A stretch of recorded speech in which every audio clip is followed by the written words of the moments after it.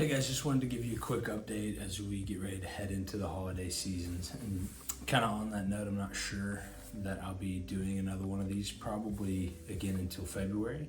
But at that point, I will have just gotten back from Colombia and should have some pretty amazing things to update you on. And so please be praying for that trip.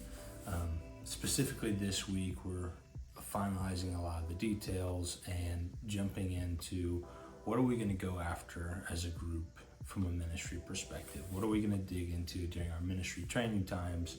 And when we get into the Word, what is it that we feel like God has for this group? So please be praying for that this week as we're really starting to dig into that and see what we think God has for this group and where He's leading us to dig into with this group.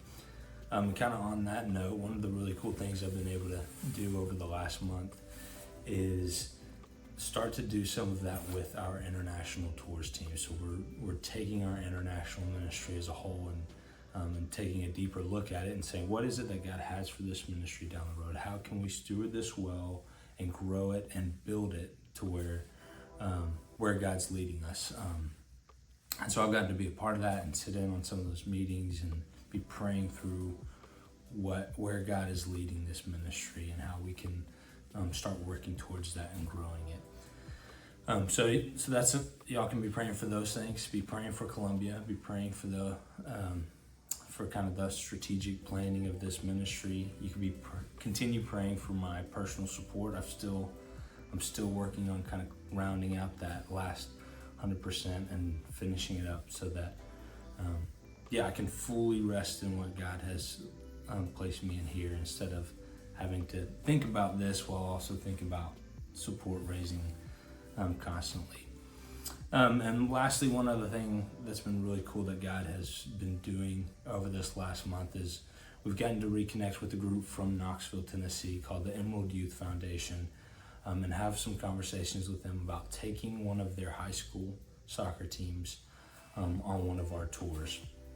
We're not quite sure what that looks like yet as far as whether it's going international or it's doing a domestic trip, but we get to take that team and do what we do with all of our other teams, and that's invest in them spiritually, teach them what it's like to use their position as an athlete as a way to advance the gospel. And what's really cool about them specifically to me is that the Emerald Youth Foundation is where I interned when I was in college and was the reason I got connected with MAI.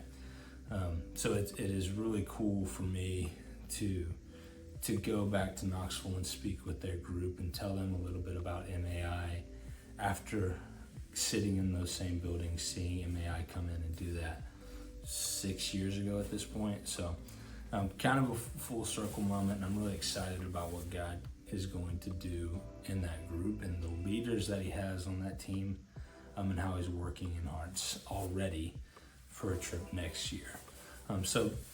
If you guys just would continue praying for those things, I would appreciate it. And one last thing I just want to leave you with is in this Advent season, we're working through at our church that within Advent, we can look and see the hope of Jesus. The coming of Jesus gives us hope. And I was reading through Isaiah 11, 1 through 11 this past week.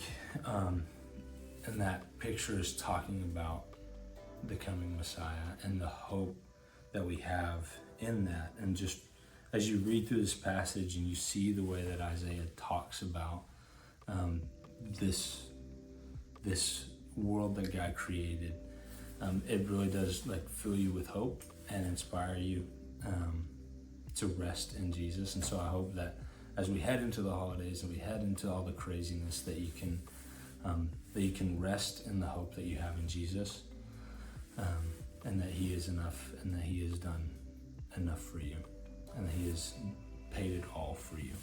So, Merry Christmas. I hope you have a wonderful time over the holidays, and thank you again for all your prayers.